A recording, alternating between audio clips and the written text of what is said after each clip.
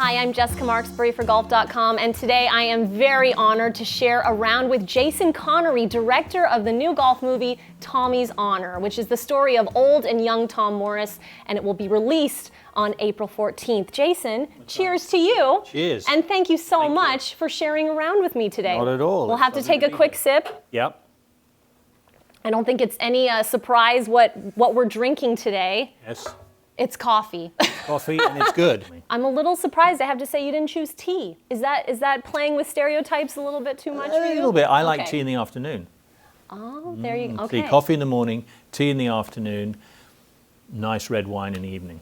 That sounds like a perfect day to me. Yes. Very authentic to have the afternoon tea also. Exactly. All right, let's talk about the movie, Tommy's Honor. As we said, the story of old and young Tom Morris, got a great love story interwoven as well. What drew you to make this film? Well, actually, one of the producers is called Jim Kreutzer. He gave me this book, which is called Tommy's Honor, which was written by Kevin Cook. And it's a story of young Tommy Morris. I'm 2 hours away from St. Andrews, and I'd been there, and I knew about Tom Morris, but not about young Tommy. And so I rang him and I said, listen, this is a fantastic story, but it's not only about golf. Golf is certainly the passion that drives these two men, but it's ostensibly a family drama and a love story. And but it's the beginning of golf. So it was so exciting to investigate that. They're notoriously hard to make a good golf movie, right? So what challenges did you face with this film? Well, I think it's not just golf. I think that the challenges of making a movie, whether it's the backdrop or essentially the film about a sport, is difficult because the whole idea of sport is the thing that makes it dramatic, makes it exciting, is the fact that it's live. I wanted to make the golf entertaining in the sense that I almost put together the sort of highlights of a round. And I always made the drama of the scene about what was going on with the characters as opposed to just the outcome of the game. And I think in that way, yes, you want to know who's going to win. But in another way, the drama was about the investment in the characters.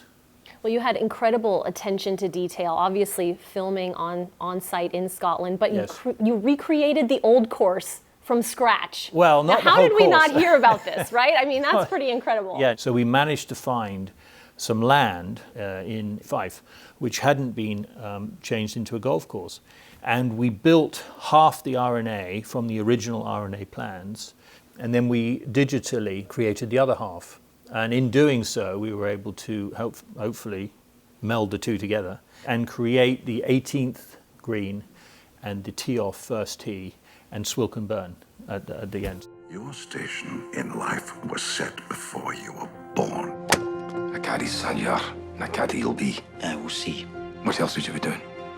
Well, I'll be a golfer. Well, I know authenticity was a huge priority for the making of this film. Mm-hmm. What did you think of your actors' golf swings? It's interesting that, because I thought, well, we need people who've played golf before. And then I started to really look into it. It was a bit like the golf courses. You know, it was a very, very different time and a different swing.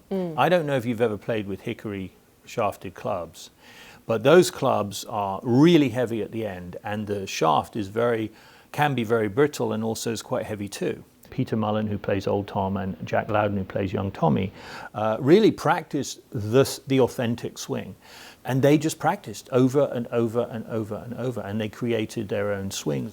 Well, for anyone watching this interview who hasn't guessed yet, you do have a pretty impressive lineage in filmmaking, right? Your father is Sean Connery. Right. He introduced you to the game.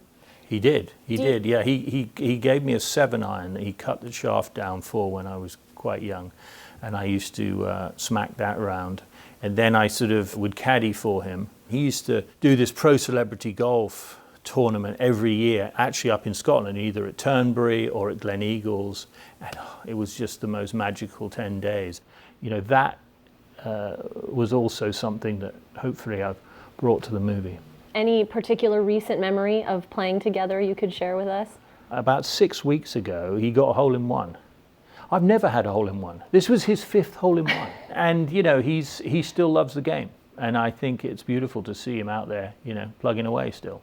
So are there any parallels with the film? Is the son overtaking the father when it comes to golf skills in your family?